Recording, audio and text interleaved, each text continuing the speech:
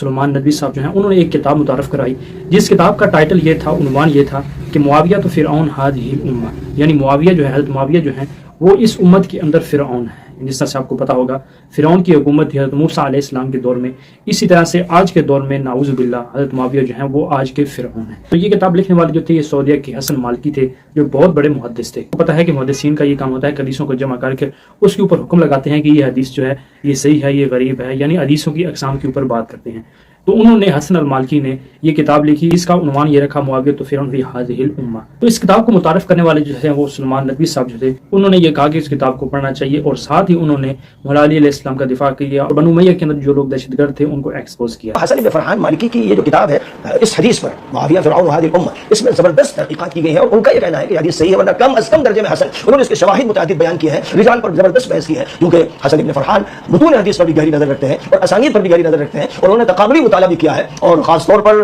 क्योंकि उन्होंने सलफियों की तरदीद की है इसलिए उनके खिलाफ तूफान उठाया गया। और इसमें कोई शक व शुबा नहीं कि जहाँ तक ताल्लुक़ है हज़रत अली और अहले बैत के फ़ज़ाइल का और बागियों के जो पहलू हैं ज़ालिमाना जाबिराना, उनके वो एक्सपर्ट हैं, उनके मुतखस्सिस हैं। मैं तलबा से ये कहूँगा, देखिए दारुल महज्जतिल बैदा से ये किताब शाया हुई है, इसको आप निकाल सकते हैं नेट से, इस किताब को ज़रूर पढ़ें। हज़रत मुआविया रज़ियल्लाहु ताला अन्हु ने अपने दौरे मलूकियत के अंदर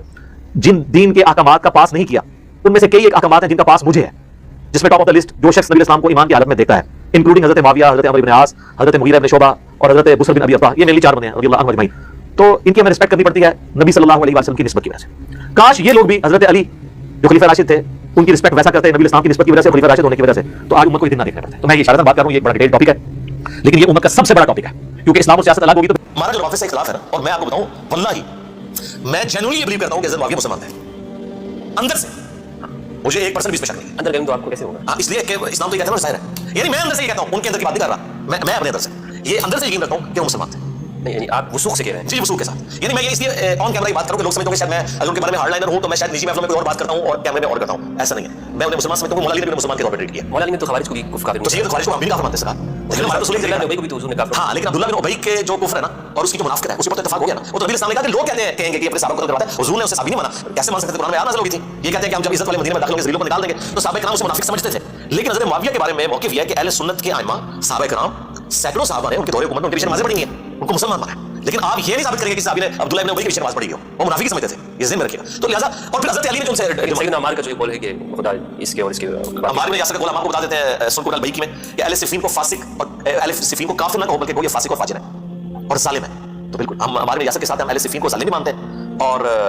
उनको हम फासिक भी मानते हैं, काफिर नहीं मानते, क्योंकि अम्मार में यासर कह रहे हैं उनको काफिर ना कहो। और फिर जो मौला अली कह रहे हैं कि मैं अल्लाह से उम्मीद करता हूं कि मेरे मुखालिफिन जो सिफ़ीन में आए अल्लाह को माफ कर देगा। तो इसका मतलब है कि अगर वो मुखालिफिन के बारे में अकीदा रखे हुए हैं, उनके सरगना के बारे में, फिर ज़ाहिर है कि डिमांड जो बैत की है वो इस एतबार से, और मैं बिल्कुल शिया को कहूंगा आपका मुकदमा धर्म से ज़मीन पर गिर पड़ेगा अगर आप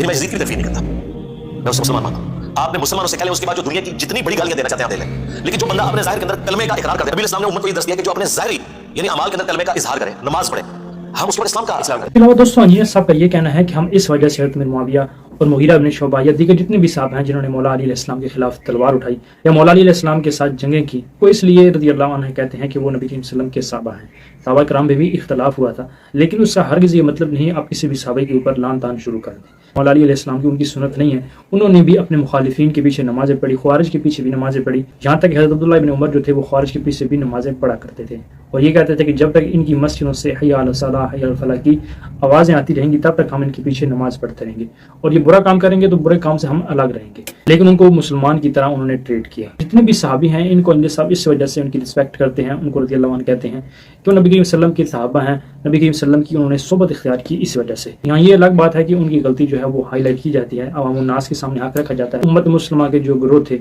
उनको आपस में लड़ाने की कोशिश की, वहाँ पर इनकी गलती जो है वो हाईलाइट की जाएगी। लेकिन इसका हरगिज़ ये मतलब नहीं कि उनके दीन के हवाले से दूसरी जितनी भी खिदमत उनको जीरो से मल्टीप्लाई किया जाए, ऐसे हरगिज़ नहीं हो सकता। तो ये बात बिल्कुल गलत है कि तशहीद रात के सहाबा किराम के ऊपर तबर्रा करते हैं, उनके ऊपर नाउज़ बिल्लाह नाल दान करते हैं, तो बात बिल्कुल गलत है। अब किसी भी सहाबी के साथ इख्तलाफ कर सकते हैं, लेकिन उसका हरगिज़ ये मतलब नहीं कि आप उसके ऊपर लान तान शुरू कर दें, उसको गाली देना शुरू कर दें। तो इसके साथ साथ हम किसी के ऊपर जो है वो कुफ्र का फतवा भी नहीं लगा सकते।